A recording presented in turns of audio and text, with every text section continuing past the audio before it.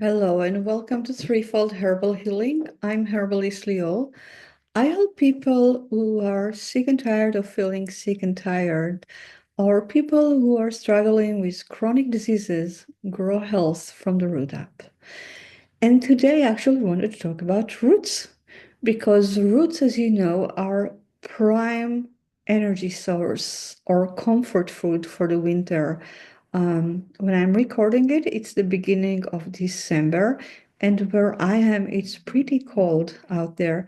And you do feel the need to eat comfort food to give you the energy that your body needs in order to warm itself. So, as you already probably guessed, winter is the time that we usually eat roots. We eat more potatoes, maybe rutabaga, beets, celery fruits. Those are stuff that we mainly eat in the winter and less in the summer. So I wanted to talk about it a little bit about why do we feel the need to eat them and how they can support us during the winter and focus a light on one herbal root. And so let's just dive in. A little bit of historic perspective. Roots were prime source of energy for centuries and centuries for us. Even our ancestors, the hunter-gatherers, used roots as a prime source of energy. But imagine them, in order to get those roots, they needed to dig them out of the earth, and they didn't have pitchfork. How hard was that work? And still they did it because they value roots as a source of nutrition so much. And why is that? So, because without a refrigerator, meat got spoiled really fast. Just imagine going on a hunt, hunting a bison, and having all this amount of meat with no place to preserve it. It would go out within, it would spoil within a day or two, depending on the weather of they were where they were. Even small animals were a lot of work to hunt, especially if you don't have an arrow and you don't have a hunting gun and all the stuff that we do have today. It was a hard work. Even though digging root with no pitchfork was hard, hunting for meat was harder even. The aerial parts of plants, leaves, berries, fruits, they don't give us as much calorie or as many calories as roots does. Anybody who has ever tried a vegan raw diet will tell you that it's really hard to get the feeling of satiation only on plants. Roots are high energy source because they contain long chains of polysaccharides or complex carbohydrates that slowly break down in the digestion. Complex carbohydrates allow the slow absorption of sugars into the blood, providing the body with steady energy that it gives the body long, steady energy that is far longer than any leaves of fruit. So if anyone told you that low carbs diet is good for you, not so much. It is true that simple carbs should be limited in your diet, if at all, but complex carbohydrates are very important for as an energy source for your body. They are actually the main energy source that the body uses. The brain was so hyped about this source of energy that it started to secrete dopamine to reward us every time that we were successful in harvesting and eating roots. Since those polysaccharides stay sweet, now I'm not talking about the sweet of sugar. This sweetness, this intense sweetness of sugar was an invention that came up much, much later in human development. I'm talking about slight blend sweetness that you may associate it with the taste of potatoes, for example. So when the body learned to identify those carbohydrates by the taste as nourishing and as good for them, it started to release those dopamine in the brain. And then the next step was all of us becoming slaves to the sweet taste. Roots contain more than just carbohydrate. They contain fiber too. The digestive system lacks the enzymes that it needs in order to break down the fibers. Therefore, fibers just pass down in the tube from mouth to tail. And although we are not directly ingesting them and we don't absorb the fiber, they play an important role in digestion and metabolism. Fibers actually come in two different forms, and each form has different benefits.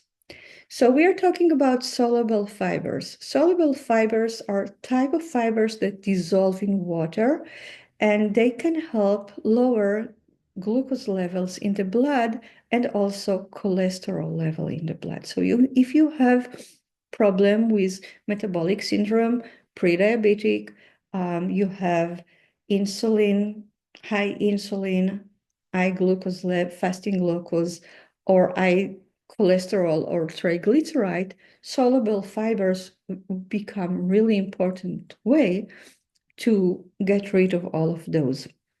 Prebiotic fibers is a type of soluble fiber that feeds your gut bacteria. The ecology of healthy gut bacteria is linked to better mood, better immune system, and to better metabolism. Foods with soluble fiber includes oatmeal, chia seed, nuts, beans, lentil, apples, and blueberries. Insoluble fibers are fibers that do not dissolve in water, and they can help food move from mouth to tail. By doing that, they promote regular bowel movement and help prevent constipation, another very common condition that people are struggling with. Food with insoluble fiber include whole wheat products, especially wheat bran, quinoa, brown rice, legumes, leafy greens like as kale or spinach,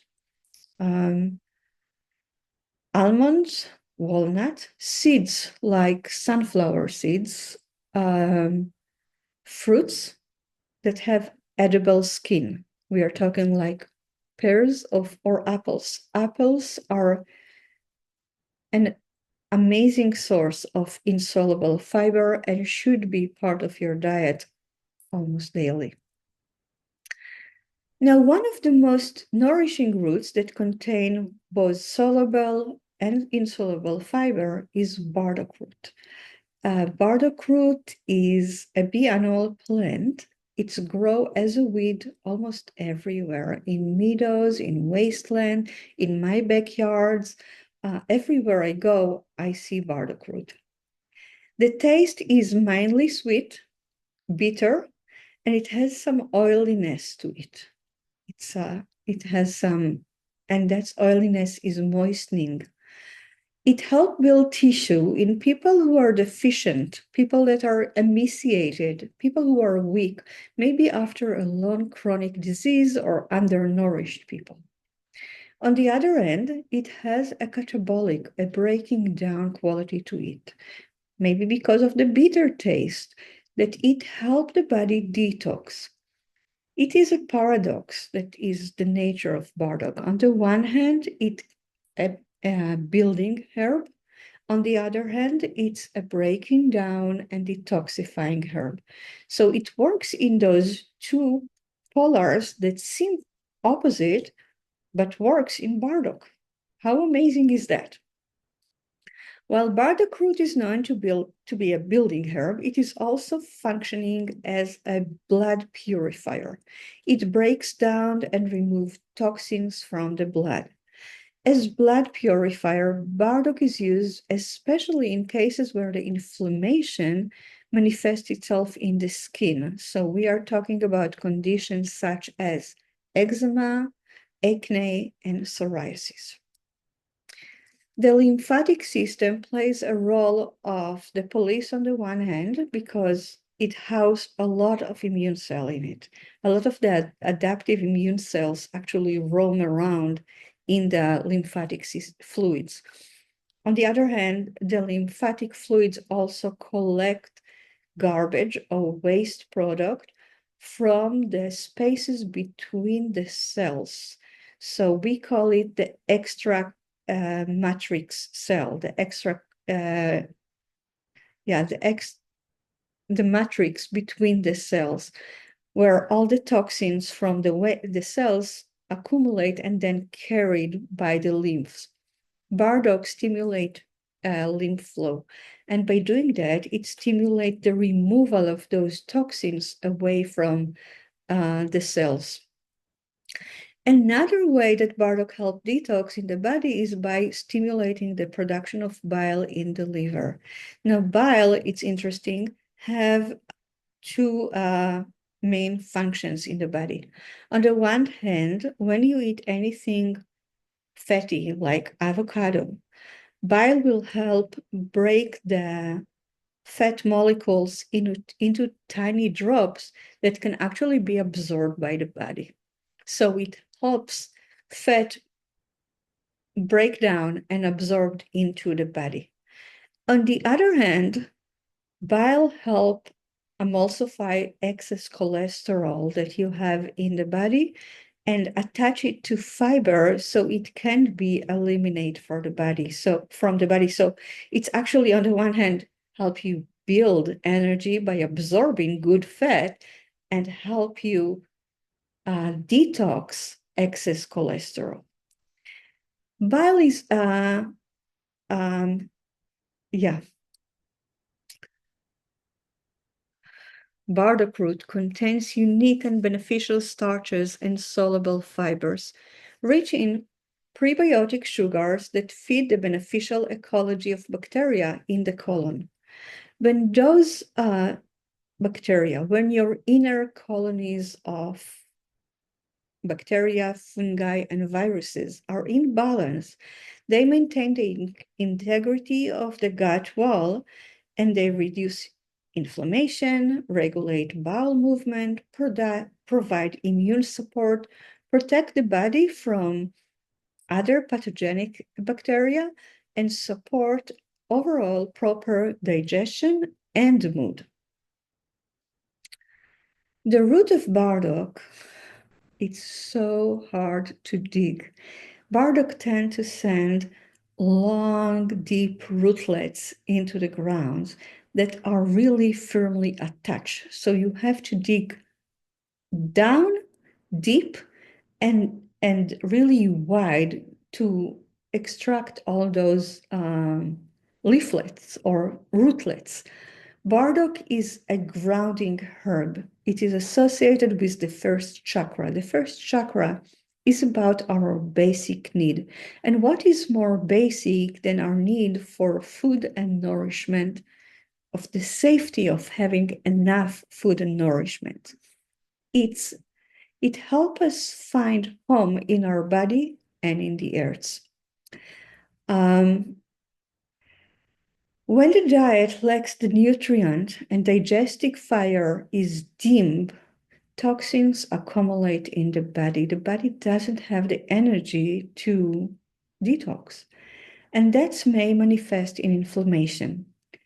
Burdock can help us feel grounded in our bodies so we can nourish the body from a mindset of self-love. Burdock is still used as nourishing foods in many cultures.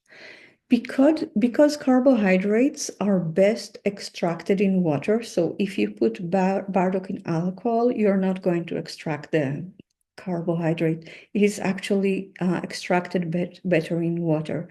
The way that I like to use burdock is to add a handful of burdock chips, like cut burdock fruits, into my bone broth when I cook a bone broth, and then let it simmer for a couple of days until the bone broth is ready. And then I strain the bones and the burdock and use the fluid.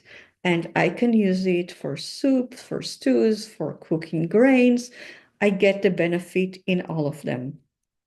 I know that some people like burdock tea, so you basically put pieces of burdock root in water and simmer it for 20 minutes to half an hour and then strain and drink. In a food culture where simple carbohydrates are so dominant and most diets are high in calories and low in nutrients, burdock can nourish the body with complex carbohydrates, help assimilate healthy fat, and support detox, increasing vitality and growing health. That's it for today about nourishing roots for the winter, especially about burdock. I hope you find it beneficial, and I'm very grateful for you being here and taking the time to listen to me. Let me know what you thought about it. I would like to hear your comment, and I would especially like it if you have questions and you ask them. I can always answer them, or if you have suggestions for topic that I can cover in the futures. So thank you and be well, keep nourished. Bye.